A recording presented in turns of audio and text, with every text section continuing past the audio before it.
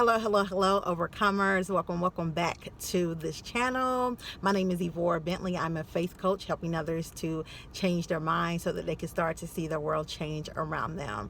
Overcoming the battle. This movement, this ministry is all about helping believers in Christ to know that we are more than conquerors. We are more than overcomers by having the mind like Christ. Hello to all the new subscribers. If you have not subscribed, go ahead and hit that subscribe button. So today I just want to share with you and to help you understand that when you start praying those hard prayers that a lot of people are afraid to pray, like, Lord, whatever it is you want me to do, God, I'll do it. I just only want to glorify you. I just want to please you, Lord. It doesn't matter what it looked like. I will do it. You have to understand that it could involve you receiving some rejection. So as far as being a prophet, it has been spoken over my life for the last couple of years. To be honest, I ran from it, and if I could be very transparent, sometimes I still kind of have with the fact of saying, calling myself a prophet, because I focus more on glorifying Yahweh as far as titles. But hey, that's what he sent people to confirm. I'm a prophet. Okay, so this is what you have to understand, that when you are a prophet or anything that God has called you to do, that everyone is not going to receive it. And you have to be okay and have peace with rejection. You have to be okay and have peace with rejection, just like the same peace that you would have when someone accepts it. Okay. So let me just share with you. And I'm also going to share more in detail about the last video that I did when I shared about a young lady had a dream about me. So the Father gave me a dream about someone that I used to be connected with very closely. Also, let me share this. If I ever come in contact with you and like the Lord has given me dreams about people on social media before, keep in mind, I am a mother of 3 daughters. I am focusing on running these businesses in this ministry while I wait on my King. I got a lot going on where Ward ain't got time to be worried about other people. Let's just be real. So when the Father gives me a dream or give me a word, it is a straight interruption. Let me just say that, okay? So wasn't I even thinking about this person? The Father gave me a dream.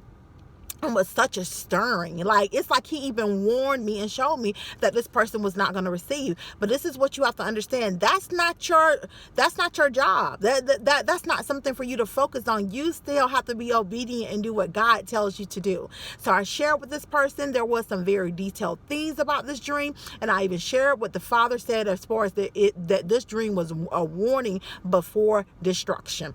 So they were like, when we were on the phone, I don't know what that is about. I don't know. Just pretty much like rejecting, but saying, and I was like, I'm going to pray about it.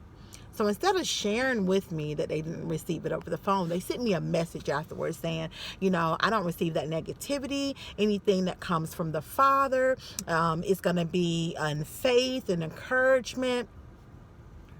Let me tell y'all, do not be deceived by that lie. In Hebrews, it says that he corrects those whom he loves.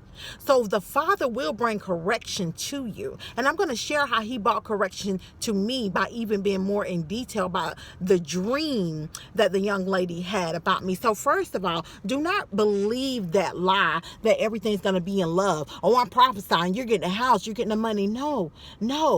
I delivered this message in love, and the person, because they didn't want to receive it, wanted to throw it back on me and said that it was a dream that God gave that was about me.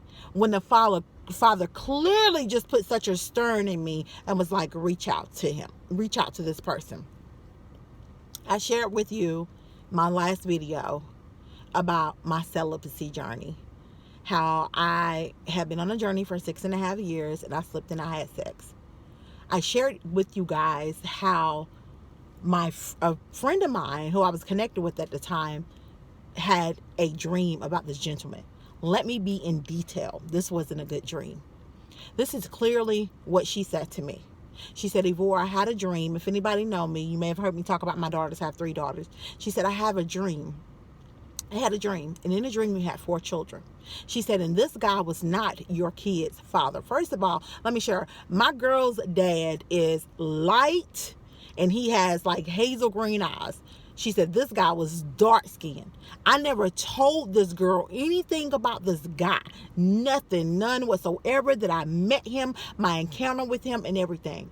She said this guy was bringing so much drama. He was messing with all these women, and you were just so hurt. You were just like in bondage because I was with this guy and I had a baby with this guy.